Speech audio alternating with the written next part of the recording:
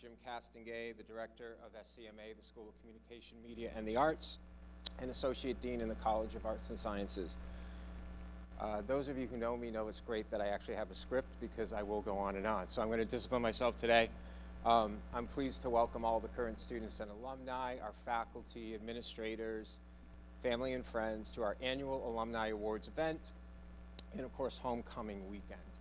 We're going to kick things off by inviting Rich Kay up, the president of our Alumni Association, to say a few words. Thank you. Thank you, Jim. So I just want to welcome everybody. Big weekend here at Sacred Heart. We have, from what I understand, as of this morning, 1,100 alumni coming back to campus to partake in Alumni Weekend. So my message to you would be, for our alumni, thank you and welcome back. You know, Sacred Heart is a special place, as we all know. I was a graduate here, but I didn't have any of this. I graduated in 1990, so it was a little bit different. But to look at the school, to see where it's come from to where it is now, it's special. So thank you for coming back. And what I ask of you is that you give back. And what I mean by giving back is the students behind you. That's the reason why we do what we do, right? You know, engage with them, mentor them, because they're the next alumni. They're going to be in your shoes soon enough. So to our students, find an alumni. Look for them, ask them questions, be engaged with them. Don't be afraid to have a conversation. That's the communication piece is important. And I'm not talking about texting. I mean, everybody does that. I do it, right? Emails. But have a conversation. See where they came from. See what their interest was. What did they do when they were at Sacred Heart University? Those are important things for you guys to kind of figure out and to navigate through this, through your education. So with that being said, thank you. Welcome to our alumni. Welcome back to our students. Find a mentor. Thank you. Thanks so much, Rich. So I want to begin by thanking our amazing GA, Abby Palmer, for all of her work organizing this event. And thanks, Abby. And also our administrative assistant, Priscilla Hernandez, for all of her help planning. And our GAs today, Augie, Riley, and Connor, who are recording this, so thanks you guys. Katie Byrne and Jamie DeSisto from University Advancement have been great partners throughout the planning process, and I'd like to thank my colleagues Andrew Miller, Todd Barnes, and Sally Ross, who are teaching senior project and have emphasized the importance of this event. So I'm so glad to see so many students here today. It's important to our curriculum, and it's important to your future to begin to network. And I don't know a lot of you yet, but I look forward to sort of picking. I can see some of you may actually be good candidates to be up here years down the road. So we are going to have a reception after, so please take that opportunity to approach our alumni. I also need to make what at first might sound like the odd announcement that I'm happy to say that Ariana White cannot join us today to receive her award in person. But you'll understand why, because she's having her baby today. And so yay! So Ariana, if wherever the cameras are, congratulations. And boy, there was a lot of back and forth about this. We knew when the due date was. She wanted to be here really badly. But the baby comes when the baby wants to come. So hopefully we're going to bring her to campus during this academic year. She's really committed to meeting our students. She is an unbelievable ambassador for our programs, and she will come back to campus. She will do a master class or a workshop, and all of our SCPR focused students especially will have the opportunity to meet her, and hopefully she'll bring the newest pioneer at some point as well. Okay. I also want to extend a special thanks to my Dean, Mark Beakey, for his support, and members of the CAS Board of Visitors, including Michael Vigent. Raise your hand, Michael. Michael has been an unbelievable partner since he graduated back in the day in '98. including partnering on many polls, the shoe polling that we do. And so thanks for all you do for our programs.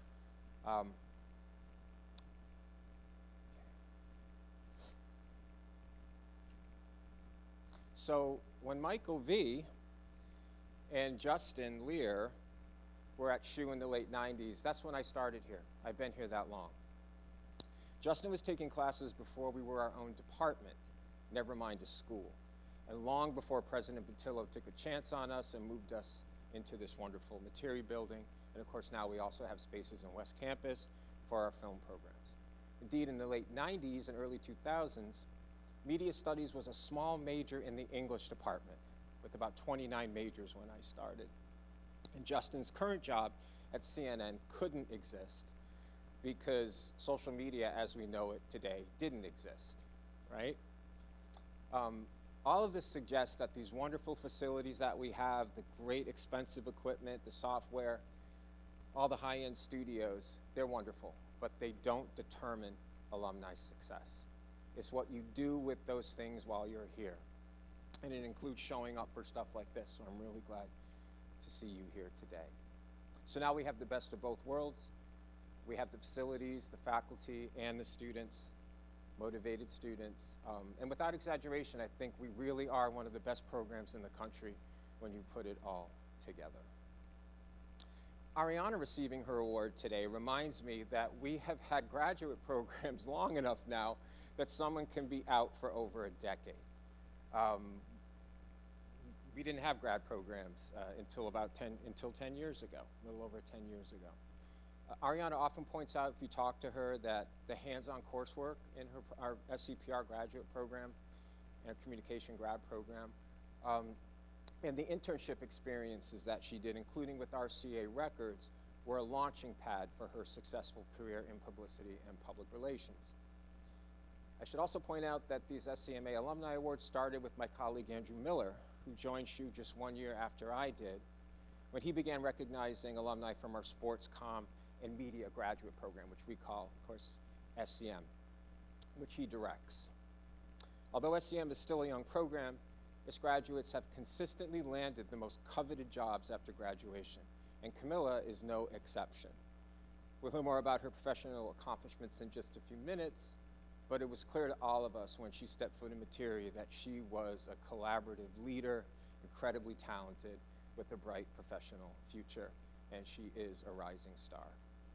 Michael is a similarly impressive yet different example of someone who is successfully navigating the new media landscape, and his professional trajectory provides a window into the post-network future. He's leveraged his skills that he developed in SCM to create a broad range of content, and he represents, in my view, that entrepreneurial spirit that Michael V has. And you guys Michael T reminds me of Michael V in the sense that you have built a business from the ground up. You're hiring other SCMA alums, so thank you for that. You might want to shake his hand after at the reception, and he really represents the future in his own way. Of course, it's alums like Justin and our panel host, Dario Melendez, I'm getting to it, who himself is a multiple Alumni Award recipient, who paved the way for our more recent successes. Like I said, we didn't have grad programs when Dario was here, and sure as heck didn't have the facilities that we have now, which are industry level. But Dario left SHU with the knowledge, skills, and work ethic necessary to be a one-person production crew for WINK-TV in Florida, in Fort Myers, where he quickly became noticed for the talent, drive, and productivity that he exhibits. Dario became WINK-TV's weekend sports anchor and reporter responsible for shooting and editing daily stories while also co-hosting a talk show on Fox Sports Radio. His WINK assignments included Super Bowls, a Pro Bowl, the BCS Orange Bowl, national championships, and the NBA Finals. Dario was also the weekend sports anchor and sports reporter at WISN-TV in Milwaukee, which is a ginormous market. I lived in Milwaukee for 5 years. That's the leading station there.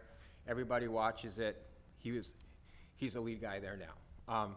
Dario was the Brewers and Bucks pre- and post-game host and a reporter for Bally Sports Wisconsin. He has also been the weekend sports anchor at New York One and Sports Center anchor at ESPN. As a matter of fact, I had an uncanny moment I was sharing with him when I was at a conference watching TV, and he broke the news about the A-Rod steroid scandal. And I didn't know what was more sort of exciting, like, oh my gosh, that's Dario, or the news. But he's that level of accomplished person. While at WISN, Dario was honored with the Wisconsin Broadcasters Association Award for Best Sportscast in a Larger Market, and received the Associated Press Regional Award for Best Sports Feature while at WINK TV. Above and beyond all these professional accomplishments, Dario is a kind and generous person and an all-around great guy. Please join me in welcoming our roundtable host, Dario Melendez.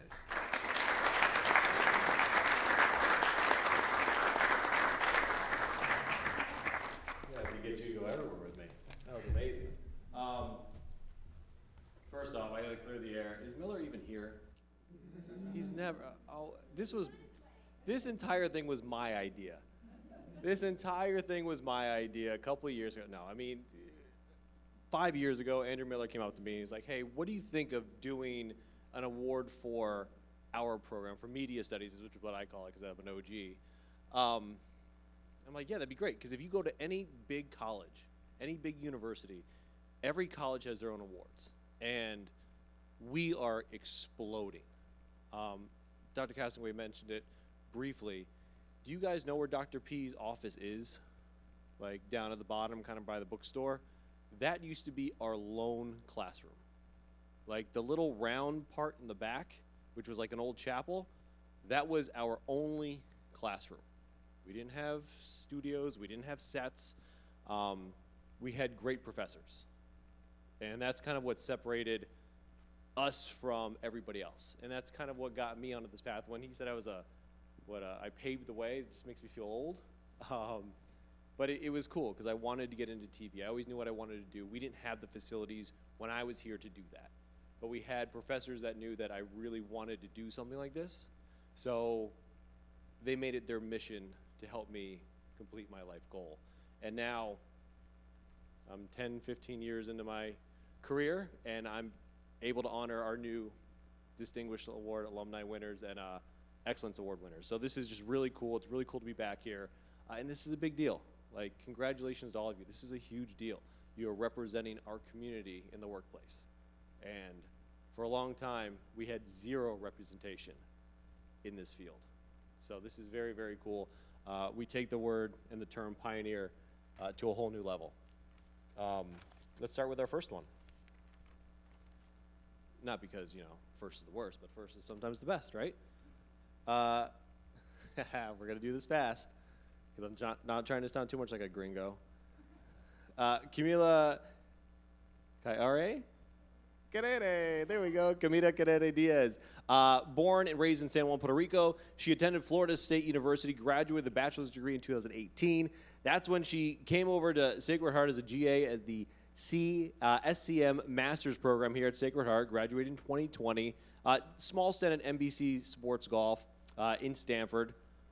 Another reason why this is such a great school in the location between New York and Stanford, so many opportunities.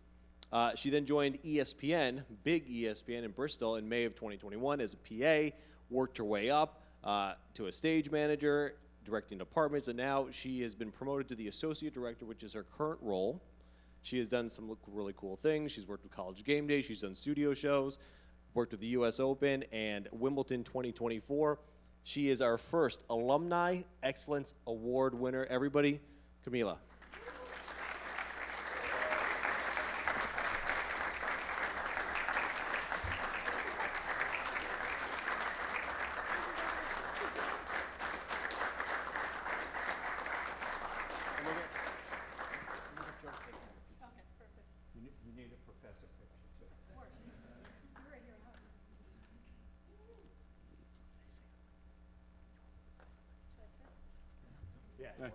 Take a seat. You can go sit on the panel. You're our first panelist. Oh, there we go. I like it. And in case you don't know, the difference between our Alumni Excellence Award and our Distinguished Alumni Award is tenure. 10 and under graduating is going to be excellence, 10 and over which is why we're older, is Distinguished Alumni Award. So our second award for Alumni Excellence is going to go to this gentleman right here who Dr. Gasaway was already talking about. Michael Theophil, graduate of 19. Look, he graduated from University of Bridgeport. He was a stellar athlete, also a stellar student in the classroom. Played basketball, ran cross country, 3.4 GPA. He furthered his commitment to excellence by pursuing a master's here at Sacred Heart, graduated in 19, and during his time, he laid the foundation for Downtime TV, a media production company initially known as The Buzz. He has turned Downtime TV into a huge media company, and as you heard before, he is also hiring SHU students, providing opportunity, and that right there by itself is beyond worthy of an award. So everybody, big round of applause for Michael.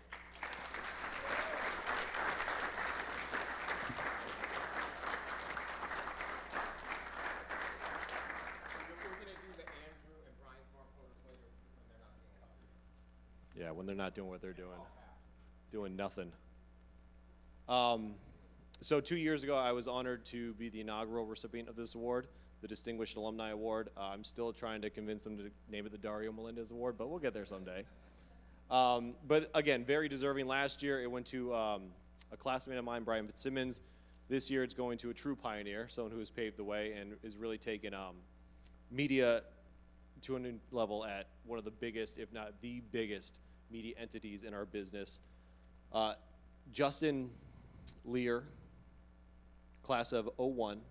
He's the Senior Director of Social Discovery for CNN, overseeing a team leading social news gatherings, pursuits for the network, including finding, acquiring, reporting out, clearing, and distributing key video, audio, and imagery to drive our editorial coverage and make the uniqueness across CNN platforms. He's won a Murrow Award, which is huge in our business. He's won a Webby as well, also a very big award for his work with the 2016 campaign coverage. So our Distinguished Alumni Award, one of them for 2024, is going to go to Justin Lear. Justin?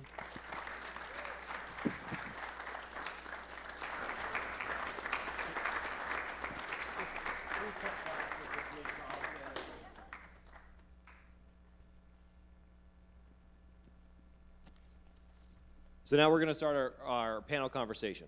So I'm guessing everybody that here is in media studies. Is that what we even call it? What's it called now? Is it media? Way too. Everybody here is in communications, media studies. Yes. Do you have any athletes? There we go. Perfect. I was on the football team and we sucked. So hopefully you guys are in a better position than I was in. The point is, ooh, these are deep chairs. Oh my God. The point is, everybody that is up here was over there at some point. So this is a really good platform for you guys to kind of engage with us, learn what you want to do if you want to get into the business, and kind of pick the brains of some people that have walked in your shoes, because we all have. But let's start our first question off. We're going to go with our Distinguished Alumni Award winner, Justin over there. How'd you even get started in this field?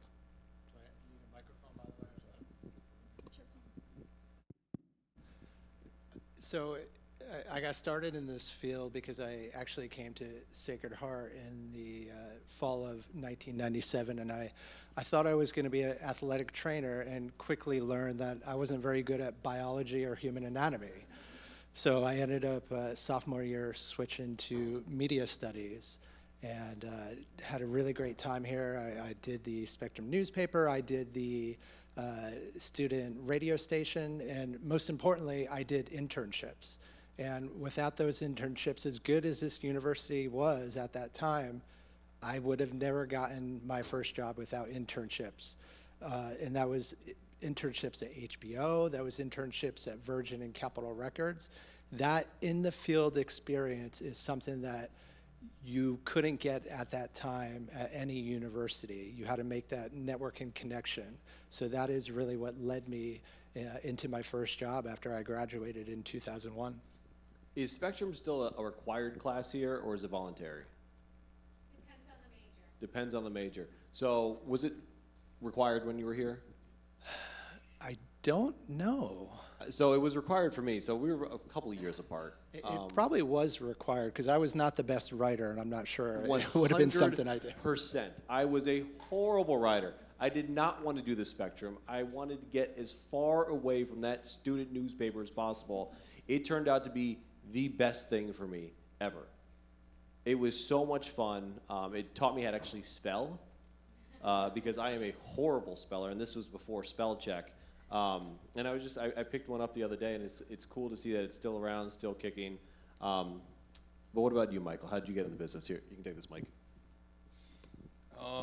Well, actually, for me, I had a big bro who knows Brian Thorne, and when I graduated UB, he was like, I know this guy, Brian Thorne, you guys are going to get along. And he took me on a tour of the school with my mom, and anybody who knows me, if you're good to my mom, you kind of got me. So he was good to my mom. The program was epic, and I didn't go right away, and he always kind of dogged me for that. I took like a year off to really know what I wanted to do, and then I made the commitment, and coming in, I knew kind of what I wanted to do. It's not anything we're doing now, but it definitely paved the way to where I am now. So, I mean, you just have to be flexible because getting your foot in the door is very difficult. But I always say once you have your foot in the door, if you're good at what you do and you just want to get better, good things happen. Because, I mean, Camila, what was the process like for you just even getting a job? Because I know for me, this was before sending out emails and sending out links with your resume. I was at the post. Do they still have the post office down there? Yes, no? We don't use Maybe? it. If there is, we don't use it. Printing out 100 DVDs to put my resume reel on, burning them in the lab that we used to have, sending out resume letters. I mean, it was a process. I'm guessing it was not maybe that similar, but a process for you. Yeah, when I graduated college, I applied everywhere. I went to, like you said, Florida State. I decided that I wanted to do sports kind of halfway through college, so I didn't really have as much experience as other students that were applying to jobs, so I was going for the ESPNs, the NBCs, the Fox, CBS, everywhere, and I wasn't really getting recognized, or I didn't stand out a lot because I basically focused on just the classes when I was at Florida State, being new to the school.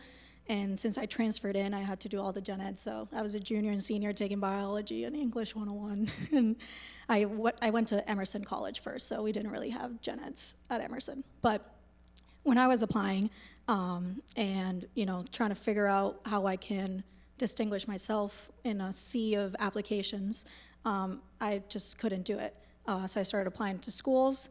Like I said, Puerto Rico, I'm from there. I did not step foot in Connecticut before I came to Sacred Heart, and I actually found Sacred Heart through Google. So I Googled master's degrees in sports broadcasting, and like 4 schools came up, and the curriculum here was the only one that I looked at and was like, this is what I need to actually get in the door, like to actually have experience and hands-on work to like be distinguished when I was applying. And little did I know that when I got here and I was doing all the things that you do here, I was working all the games, I was doing the studio shows, I was a GA, so anytime someone would come, I would give tours, started networking. Like you said, our professors are in the field, so when I was here, I actually was able to interview for a credentialing assistant position as a runner, basically, for ESPN, and I got the job, and I came back, and I stuck with those people that I met, and MLB Network would come here and like interview us. ESPN Next came, so like if it wasn't for Sacred Heart, I wouldn't have been able to kind of get that foot in the door, and then once I was in, I kind of just ran with it, with everything that I learned here. Justin, I mean, how do you distinguish yourself from all these other applicants? Because yes, we have a lot of people in this room that are trying to get into this business when they graduate in less than a year, but there are other kids at other universities that are trying to do the same thing. How do you distinguish yourself? How did you distinguish yourself? I got a little lucky because in the fall of 2001, I had an interview with CBS News. It happened to be on the morning of September 11th when the entire world changed. And I didn't have an interview that day. Obviously, parts of the entire country, specifically New York City, shut down. But they called me about 2 weeks later and said, "We are so overwhelmed. We liked your resume. We're just going to hire you." And a lot of this is opportunity. You're not going to be able to distinguish yourself from a resume. You're going to distinguish yourself through experience, networking, and taking on the jobs and tasks that somebody else is too afraid to do. Because that is how you meet people, that is how you learn a new skill set. Because the job that you guys are all thinking about now, that job is probably not going to be the same job that you would have 5 years later, or what is going to be a big job in this industry. So you just have to try new things, because it's going to make a world of difference when you graduate and you look for a new position. Michael, what about you? How do you distinguish yourself? I mean, even when you're hiring Sacred Heart students, how do you pick one out from another? Who stood out for you? I mean, for me, I have two of my members right here. They're just as important as me. I actually felt weird coming here. So mustaches. Mustaches is a requirement Mustache. for men. Tony and Renee, if you guys could just wave to everybody.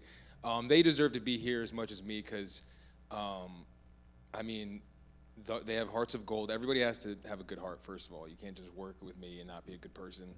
But you have to hustle. I mean, everybody says they want to work for themselves, but do you have that next level? Because, you know, you are the person creating the opportunities. You're the person going out, getting the jobs, staying motivated, even during low times. But it really is, I would say, you got to be a good person. You got to work super hard.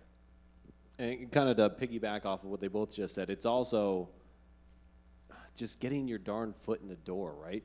Like making the most of an opportunity. When I was printing out those DVDs and mailing out those, I think it was like 210 resumes and DVDs, I got 3 callbacks, 2 saying thanks but no thanks, and 1 offering me a part-time sports producing position for 4 months in Fort Myers.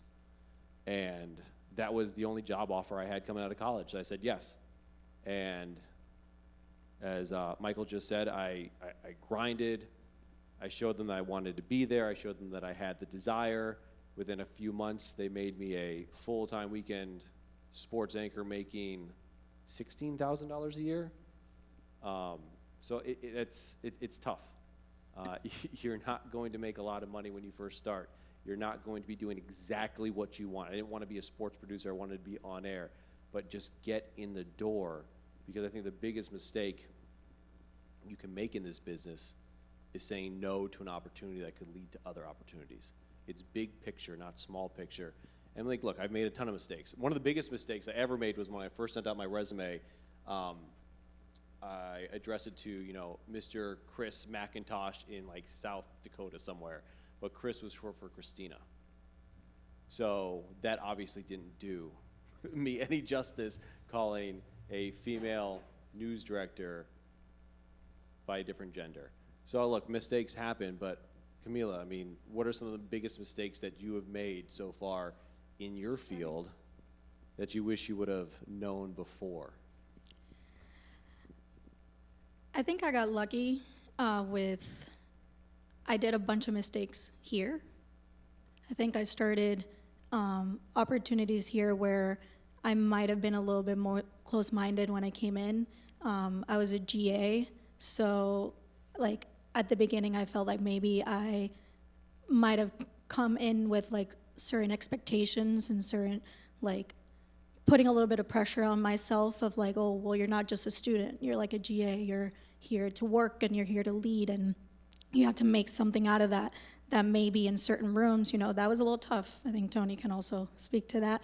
You know, I came in as a GA and I was basically in some ways in charge of other students, many of the students that were older than me, that maybe there might have been certain situations where I didn't know really how to handle that maybe authority figure over other students, that like that's gonna happen. That happened really quickly when I started at ESPN, when I was doing jobs with people that were. I was going to say no big mistakes at ESPN. I made a couple big mistakes at ESPN. Like maybe spelling someone's name wrong. So in that's email. the biggest thing. So that That's is right. one of the biggest things. Like, to be honest, like if I'm doing a Sports Center highlight, you get those things. I would anchor the 3 and the 8 o'clock Sports Center. The 8 o'clock Sports Center, when it existed, was always the hardest one because the games are ending while you're on air. So you get a shot sheet with, and if I'm doing a hockey highlight, oh Jesus. Good luck saying that. The names, these hockey names, and hockey fans are very passionate. So accuracy is a big thing. I mean, Justin, I'm guessing at some point you made a mistake in your career, correct? Yeah, I mean, the good thing with, and this is a previous before CNN, but currently at CNN, one of the most important things we have is a big team that handles the standards and ethics, because being a legacy brand that's known globally, you make a big mistake, that could result in millions of dollars of lost ad revenue or PR branding. But I remember we called when I was working for CBS News, and it was during one of the wars. One of the things we used to do on the assignment desk was when we got notification of a soldier that would die, we would have to try to call their family for comment. And you know, the first time I did it, I was like, oh, I know how to do this, it's gonna be great. But when you're calling these people in probably their worst moments, they're very fragile. And I just remember when we had to call somebody, it went worst case scenario. They were just in tears. They didn't want to talk to us. They started screaming at us, how dare you call me at 6 a.m. after my son had just passed away? And I think this is an industry that really makes you humble to understand that, you know, we are all very talented and gifted at what we do, but when you work in the news business, a lot of things that happen to people can change their lives in a moment. And I think you just have to be very humble and understand that when you're interviewing people. Michael, do you ever make a mistake like hiring someone that didn't have a glorious mustache? First off, stand up. Show everybody. Yeah, your show. glorious- Please stand up. They And need to Renee, know what Renee, I'm stand talking up about. also. This is please. what I'm seeing, okay? That is a Come on. glorious mustache, okay? Round of applause. It definitely attracts a lot of people. It is. No, I could just remember, and they're gonna remember this, but we had a client, because we have 2 businesses, Downtime TV, all of our fun movies, docs, daily shows, and then Uptime Productions is all photo, video, social, outsourced. And it was early on, and I was just so eager to get a big check. And we're talking with this couple, very nice couple, for their wedding. And we're sitting there, and yeah, this, that, and the third. And then I just shot out a number, and it was so low. Like, such a low number that they even offered us a boat. I'm not even joking, a boat, to be like, dude, take this, because we feel bad. And A Happy Meal. Give me a Happy Meal. no, so yeah, and I learned very quick, hey, it's okay to say, let me think about it. I'll get back to you. So that was probably and I make mistakes every day. You know, I really do. You're gonna make mistakes all the time, but it's just the next day, are you gonna make that same one? So it's patience, it's preparation, it's accuracy. I mean, these are all keystones of our business and the business you want to get into. But as I mentioned before, I mean, this place set me up to succeed. And Justin, when you and I were here, because we're the OGs, we're the old ones, unfortunately, that's why I got some gray, you got a little gray. We didn't have all of this, which you guys should be so happy that you do, because this is, I live in Milwaukee, Wisconsin now. Marquette University has a great media studies program. Northwestern, which is an hour south, has a great media program. I have been to all their studios. None is better than this.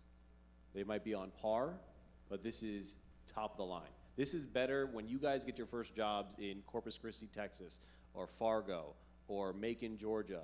This is gonna be better than your studio that you have there. So you guys should be very thankful that you have this. Oh yeah, round of applause for the professors that did this without us, jerks. So yeah, I mean, this school, this university, these professors set me up to succeed. How did they, Michael, let's start with you. How did they set you up? What did you learn here at Sacred Heart that put you on the career path to success? I mean, everything really. Like, I can't stress enough. I actually was blessed to have Camila and Tony as the GAs, TAs, what are they called? GAs, okay? He gets mad. I always mess it up. I was really fortunate enough to have them, as well as Gino Ganello, a grad here. And then Thorn, the three-headed dragon, that little three-headed dragon, and the big three-headed dragon of Miller, Paps, and Thorn. I mean, if you guys know them, you know, Keith also, Golda. And I know the other professors are great. I mean, I see it. I'm getting to know you guys more and more, but those are the people I had experience with. And I mean, anything I needed from them to the professors, I got it. And I was always in that, it was the radio room when I first got here. And then in that 1 year, it became the podcast room. I basically lived there, and they made it very accessible for me. Anything I needed from Studio B to there, I learned it all because of them. From the camera to the audio, I really can't thank them enough, really. Camila, what did you learn here? What helped you at Sacred Heart to set you on this path? Being able to actually do the roles in a production that, as an undergrad at Florida State, I was never even close to touching. We all, or at least when I graduated, the most that I did was camera and maybe video shading for the Jumbotron at a basketball game. I came in here and everything was student roles. All the studio shows, all the games that we were doing, every position was a student. And that to me was like, wait, I can TD, I can direct, that's something I can do here. So the hands-on experience to find my path, because we were here at the same time, we do completely different jobs and we have completely different goals, but the program set us both perfectly for what we wanted to do outside of Sacred Heart. And my experience here, my first year I was like, oh, I know I don't want to produce, what other things can I do? It's like, oh, I can do a TD. And I'm like, great. Did a full year of TDing.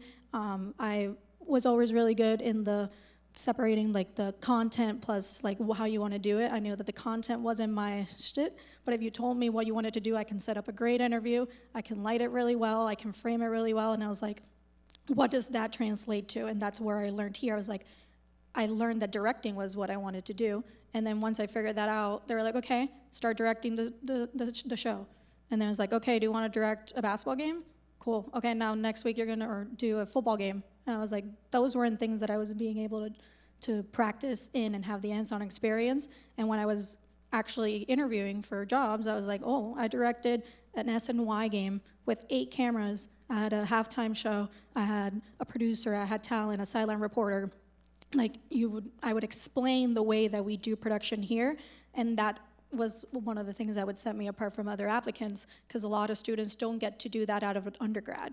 With the SCM program, everything was, and each week, if you wanted to, you could direct one week, and the other day, if you want to do graphics, you can do graphics. You want to be on camera and do silent reporting, you can do that. You can do all the roles here because that's what the program is made for you to do, to kind of learn everything and then kind of figure out what you want from there. And here I was able to do all that, and then once I got my full-time job, I was like, I want to direct. And then I just try to stick with that, and everything was here. I did, my undergrad was great. I loved it. I learned how to edit and all that stuff, but some people don't. We have a question. Well, can you, 1 second, we got one more, then we're gonna get right to you, okay? Sorry, Justin. Yeah, I think this is probably a different kind of answer, but when I was graduated in 2001, it was because the class sizes were so small, I had every opportunity to have this hands-on learning experience. And I don't know if I would have shined if I was in a class of 100 or 200 people, because as Jim knows, I was a little introverted. I don't think I stood out as many of the other people that are, speak up a lot more. And this has helped me throughout my career, that actions speak louder than words. You don't have to be the loudest person in the room.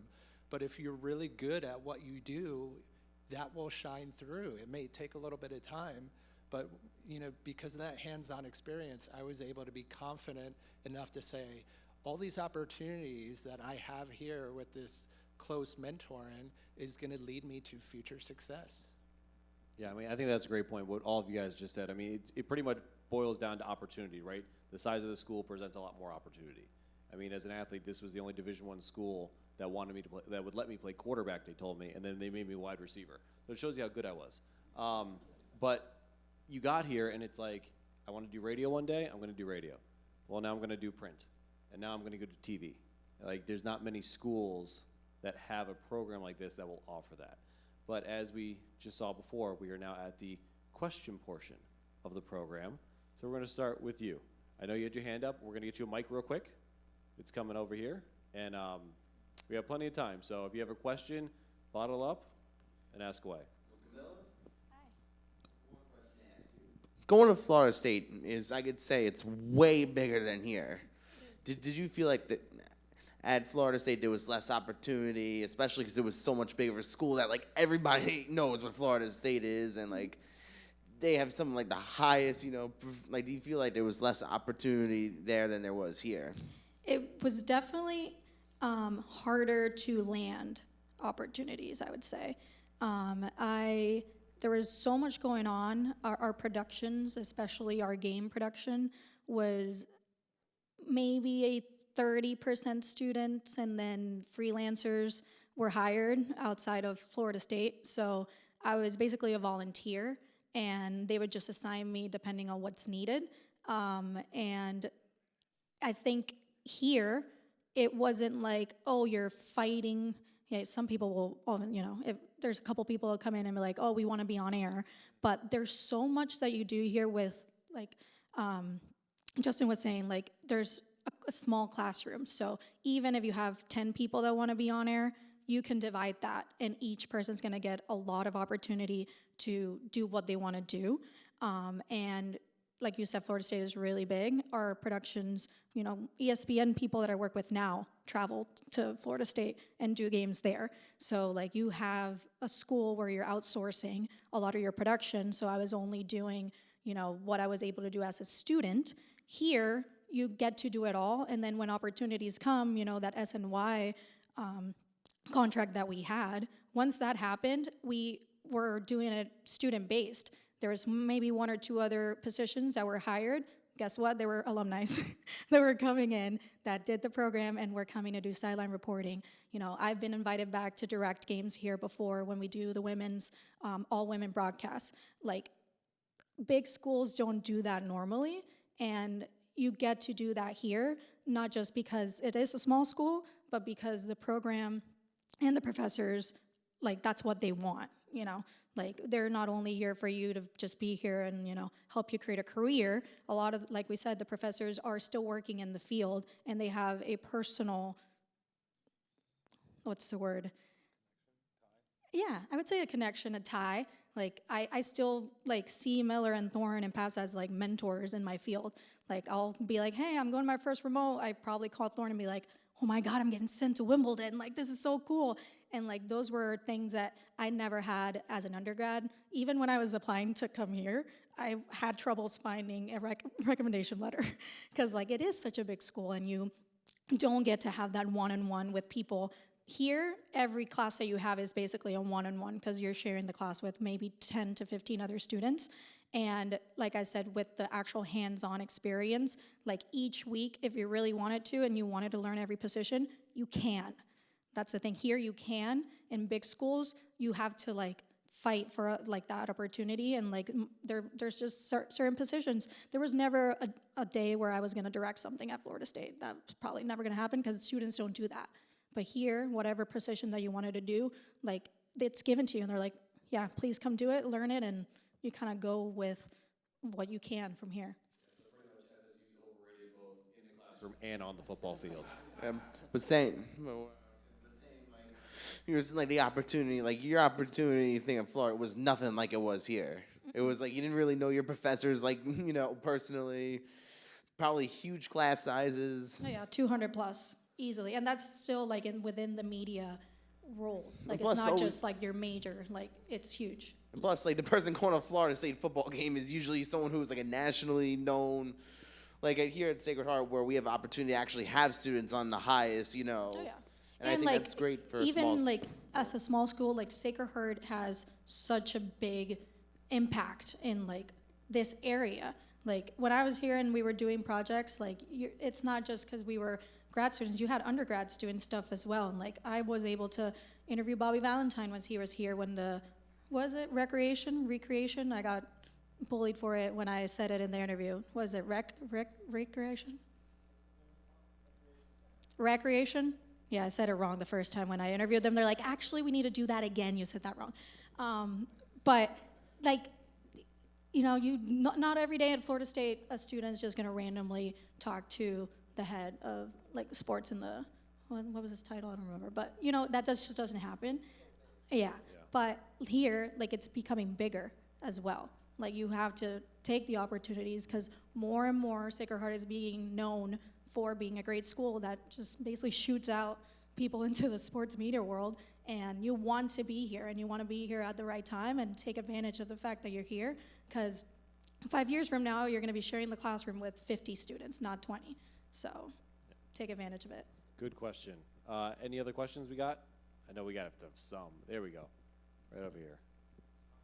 Microphone is heading your way. For either Justin or Michael, we've heard enough from Camila. I mean, anyone can answer this. Would you say that being more well-rounded with knowing how to use a camera, knowing how to manage sound, do it behind the scenes, do digital editing, direct, produce, and all that, is that very helpful in the field in getting a position? I was going to say that is the motto. Like, don't come in here, in my opinion, and don't learn that stuff because, you know, you may want to be talent. For example, I always harp at our year, Tony and Camila know, everybody wanted to be talent. Everybody, you'd look at that sheet and it'd say 15 names there, and then all the other all the other things were empty. You're going to want to learn all that stuff. So then if you do go corporate, you know, ESPN, all that stuff, like, they're going to be like, hey, I need this, I need that. I could do that job. Next thing you know, you're rubbing elbows with someone else, a producer this, a director that, and you got another job that you were actually, you know, intending to get. And in my world, it's, you know, that's everything. You got to be able to do it all, from editing to production to all of it. You know, this school definitely provides that for sure, 100%. I'll just add to that because I'm sure Dario knows about this, but like to know how to use a camera very well and write very well, that'll make you a better on-air talent in everything that you do, from producing to being in front of the camera, behind the camera. Because to know how to do any of that, camera work, editing, writing, those are all things that you just need that baseline. You need that skill set. It's what you do beyond that is, you know, what really will make the difference. Anybody ever heard of a one-man band? You guys know what a one-man band is? So at the local level, at the smaller local level, you do all of that. You shoot your own stories, you edit your own stories, you write your own stories, you then present your own stories, and you have until 6 o'clock to get it all ready. So it's a tight turn, and I'm in market, what are we, 32 now, 31? I edit all my own stuff and I write my own stuff. I don't have to shoot anymore, which is great. But when I was in New York City at New York 1, which is the highest rated station in Manhattan, I was shooting my own stuff. I was a one-man band. So being able to do it all, one, just teaches you all the lessons you should know, and maybe you don't want to be on camera anymore. We've had plenty of producers and directors that I've worked with in local and at the national level that wanted to be on camera, then they're like, this isn't for me, but I have a background now in knowing how to edit and direct. But the more versatile you are, the more valuable you are. Any other questions? Had two good ones. There we go. Here we go. Ray Polo. So as you guys talked about previously, that the first or second job you have in the industry is not always going to be the one you want. What would you say is your best piece of advice to, after the first or second or third, to eventually getting to the job that you really want? I mean, I'll just add that I started at CBS News in New York right after college, as I talked about earlier, and I ended up moving to Florida because my job at CBS wasn't going to get me to where I wanted to go. Did I necessarily want to move to Orlando, Florida? world away from my family? No. But I knew that is what I needed to do to get to where I eventually was going to go. And my eventual goal at that time was CNN. And I didn't know when I was going to get there, but I knew at some point if I continued to move to different markets, I was going to get the job that I really wanted, and I eventually did. If I ever hear you talk about Orlando and Mickey's home. I'm over here like, what? Orlando? I'm a huge Disney dork. Take me to Orlando. Camila. I graduated in COVID, so the job market was nowhere to be found. But as we said many times, connections do matter, and opportunity came up, and it was in Connecticut when I was here. Famously, I always said that once I graduated from Sacred Heart, I was never gonna live in Connecticut. 4 years later, I live in West Hartford. So, sometimes for me, it's the other way around. Like, I'm from Puerto Rico, my entire family is there, but I knew that staying here was gonna be the best for my career. And the first company I was at, I was a PA. Most of y'all will probably start as PAs if, production is the world that you wanna be going into. And I didn't see much growth going in that specific company. I'm someone that I want to do a lot of different things, and I was with one group with one sport, and after 4 months I was like, I need to be able to do something different. So once I got to ESPN, I was still a PA, so you're always going to start like in a position and in a role that might not necessarily be the glamorous one. You're going to be logging, teleprompter, doing shot sheets, cutting highlights. Your hours are probably not going to be the best, but if you have a clear vision of what you want to do, not necessarily once you start, you're going to know that. Some people do, some people don't. It's basically advocating and talking to people that are doing what you're doing that's going to really be able to help you get to that job that you actually want to be in. So I was a PA. I was like, okay, I have the entire company here that I can reach out to. And once I mentioned that I wanted to be a director, and someone was like, oh, you should talk to this person. And I followed through. I talked to that person. They're like, oh, you should go observe this. So you're probably going to have many jobs before you have the one that you want. Or right now, I'm in the path to like get to where I want. I'm not necessarily there yet, but you will be able to figure out there's so much you can do in this industry. And sometimes when you even go into a big company, like I never knew what an AD was before being at ESPN. I was like, how do I become a director? And they're like, you have to be an associate director first. And I'm like, okay, what does that person do? It's like, oh, that's the person that does all the jobs that director doesn't want to do. And I was like, oh, that's fun. So like, you're gonna have multiple, even within the company that you are, if you end up at a big company like ESPN, you can have many jobs before you land on the one that the most important part of it is like that you land on the one that's gonna take you, direct path to where you wanna be, whatever it is that is. Michael? No, yeah, you have to be goal-oriented. Like, you gotta know, you gotta see it over there, and then everything that's in that way, you just gotta keep going, and you gotta grind. Like, the hustle has to be, you think you're here, and you're working hard, you gotta be, like, here. And to get there is discipline, really. You gotta be disciplined, is the best way I could explain it. What do you want to do right now? Do you know? The dream, I guess, to be a filmmaker and director, actor, stuff like that. So again, I mean, the good news is you have plenty of professors that have the experience there. So I think the biggest thing was use your resources, right? I mean, set up meetings, set up communication with people that have done what you want to do, and listen to them. Like, it's hard. Again, my first job, making $16K a year, eating 7-Eleven subs, living in low-income housing in bad neighborhoods because I wanted to get to a really good job. For sure. Consistently useful.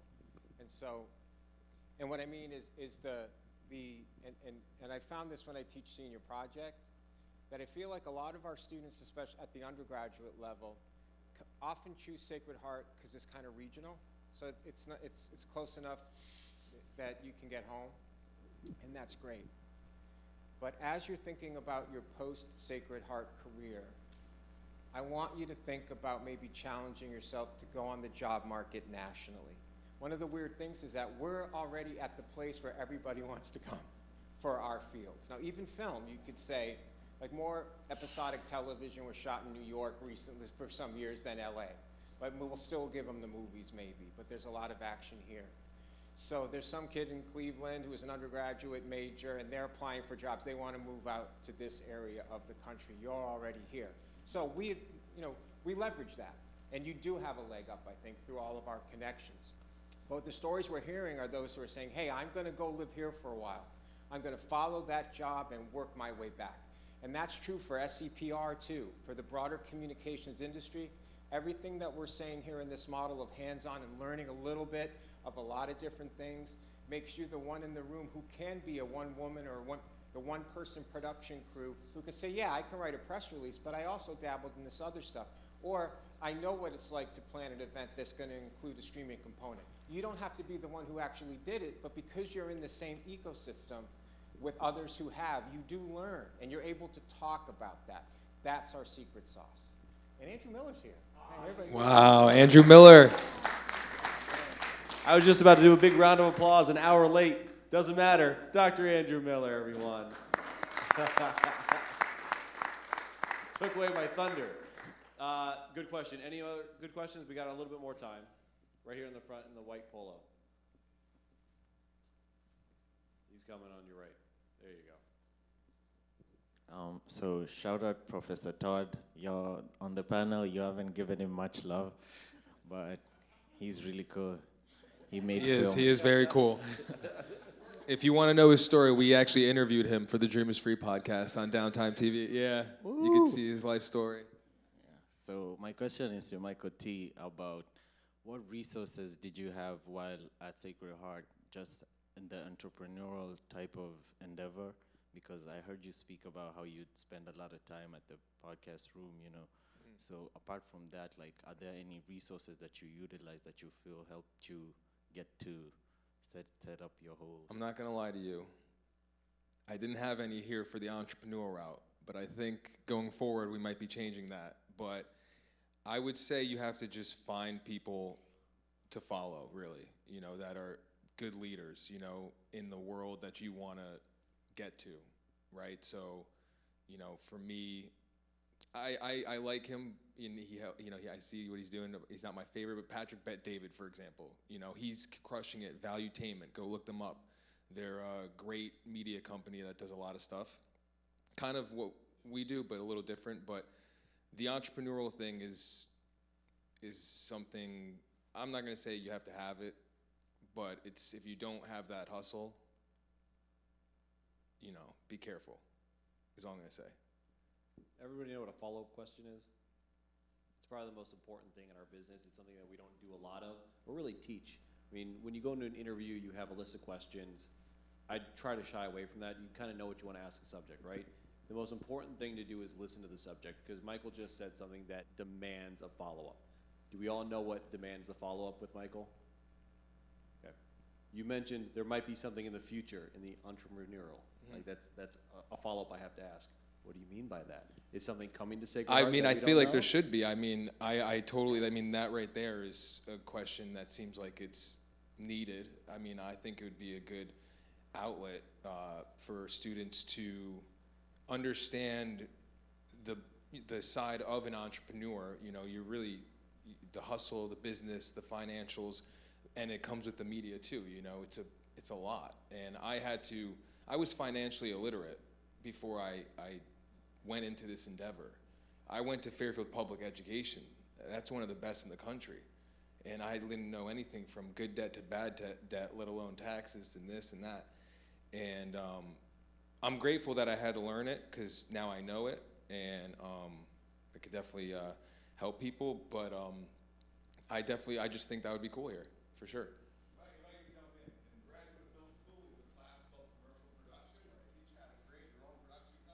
There you go. There you go. What's the school called? Commercial production? What's it called? The Michael T. School of Commercial Production. Yeah. There we go. No, that's great. I think that's I would have never thought what you're doing is an avenue I could have gone through in this college, and it just shows you really could do anything, especially when you have great professors.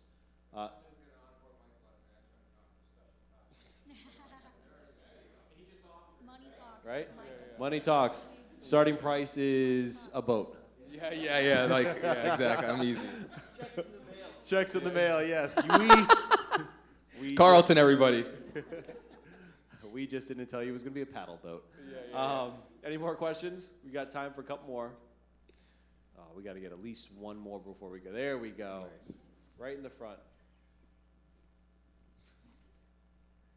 That'd be funny if they paid you in a paddle boat. It was a nice boat, I'm not gonna lie, it was. Was it? Yeah, it was. Hi.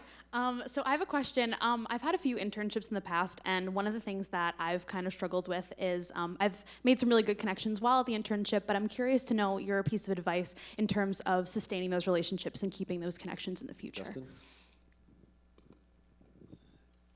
Yeah, that's a really good question. Every internship that I did, I always kept in touch with them because I wanted good referrals. I mean, a lot of the things that will come down to who gets a job, if it's between you and one other person, and this industry is big, but it's not that big. But if you got a referral who may know somebody at the company that you're interviewing for, that is gonna make a world of difference. Yeah, I think of two things, especially keeping the connection as far as like keeping your name in the conversation, having people say your name when they're thinking about a specific opportunity. That can happen from just jobs in general or even within a company. So an internship to a project, you know, you want to continue the relationship with the people that you worked with in order to be relevant in the conversation when they're thinking about future projects or the same project next year and that kind of stuff. Something that I learned really quickly, because we all feel it, you know, sending out those emails feels like you're bothering, and it feels like, why would they answer a mere PA that does baseball sometimes, you know, why would the director of this or the producer of that respond to me? 10 times out of 10, they're gonna be replying with a yes, look at my schedule, let's set something up, you know, and when they do, actually follow through with it. What I feel that has worked for me is not looking at the follow-up as I need to prove that I've done X or Y since I last talked to them. It's more of like, hey, this is what's been going on, like a casual conversation. And most of the people that I've made really good connections with are not in my department and can't help me with just, you know, moving and growing and stuff, but they're always really good resources for just talking about work. Hey, like, I've been struggling with this, or I worked with this person and I had this interaction, just like talking about what you're doing. It could be good, it could be bad, but having people that like you feel that understand like your job. Like, I always talk about feeling that I'm far away from home and that I have to sacrifice my weekends and my nights and my mornings, and I miss my sister's engagement and I miss my grandmother's birthday. Stuff that's gonna happen wherever you go in this industry. Most of the connections that I've made with people that I've worked with have kind of been built to now a personal type, you know, you need those people in this industry. It's rough sometimes with the schedules and the things that you do. So always follow up and like actually sometimes be like, oh my God, it's been a year since I talked to this person. Just send the email, you know, and be like, hey, like, so this is what I've done the last year, you know, and this is what I'm gonna be doing in the next few months. You know, how about you? And, you know, make it you know, ask them questions too. It's not always about, you know, what you're doing. But it feels scary at the beginning, but you're gonna get 1, 2, 3, 4 responses of a yes, let's chat. And the people that do that a lot end up getting moved and up really fast. So definitely use those connections. Yeah, for sure, don't be shy. I mean, I could use Riley as an example. He's the GA over here, and he interned for us at Downtime, and he was great. And when he was thinking of applying for the job, he asked Tony, who's very hands-on with our interns, he's the best, and you know, asked him, you know, do you think I should go out for the role, blah, blah, blah, blah, X, Y, Z, and Thorne, I don't know if he's here, asked our recommendations about him, about Riley. So I don't like to say we got him the job, but we got him the job, you know. But yeah. It's a connections-based business, right? Like, we're your information brokers. From my aspect, you need to make connections just within the business, right? If I want to get a new job, I don't have to have an agent anymore. I know enough people where I can send out an email, and that's great. Do you want to be on air? Do you want to be behind the scenes? Everything? Okay. So as a reporter, if you want to break news, it's making friends with the security guard, making friends with the locker room attendant, the parking lot attendant. I mean, when I took over the sports director job at Milwaukee coming from the Bucks, I knew all the parking garage attendants, and I knew when Giannis had a limp. And I knew when Middleton wasn't going to play. And because they would just send me little things. So it's all about connections. It's all about relationships in this business. So yes, you want to continue making and continue keeping your connections within this business with other people also in the business.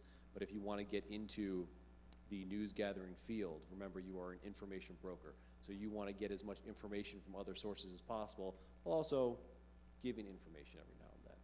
It's a good question. Any more? Going once.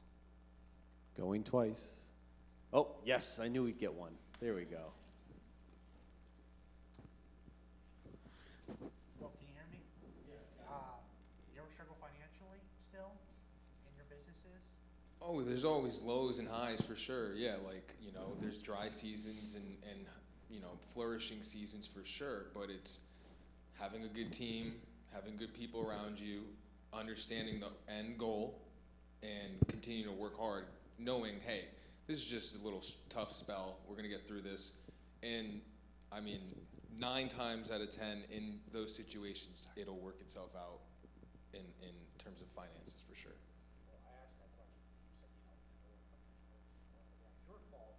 It's just because the system we're living, we're living on a system we were taught 50 years ago.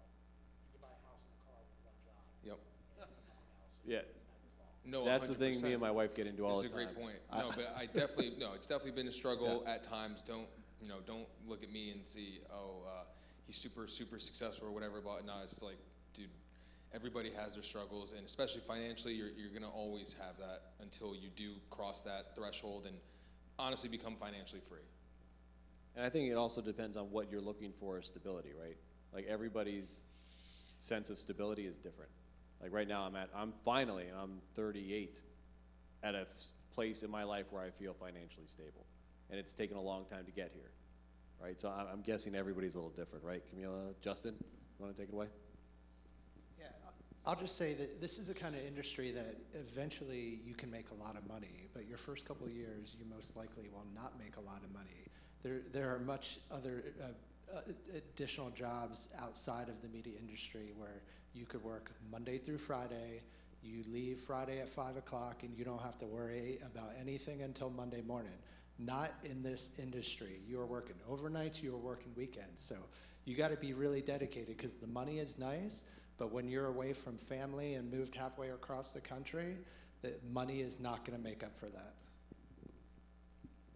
And to your point, like right now, I'm in a spot where I've been in the business for a long time, so I make a good living. My wife also works in this business. She is a college game day reporter for ESPN, Jen Latta, and Miller loves her much more than he likes me, even though she doesn't even went to this school, punk. But she signed an endorsement deal last year with Mercedes-Benz, which was 4 times my yearly salary. So there is a good opportunity to make some really good money in this business if you grind. But as I told you, my first job part-time, 10K. Then it was 16K. Then it jumped up a little bit. Then I got to ESPN, and that's where the money started coming in a little bit. But yes, there is a very good opportunity to make money in this business if you're willing to deal with missing holidays, deal with missing weddings, dealing with missing birthdays, working on holidays, which is a sacrifice that you and your partner would have to be okay with.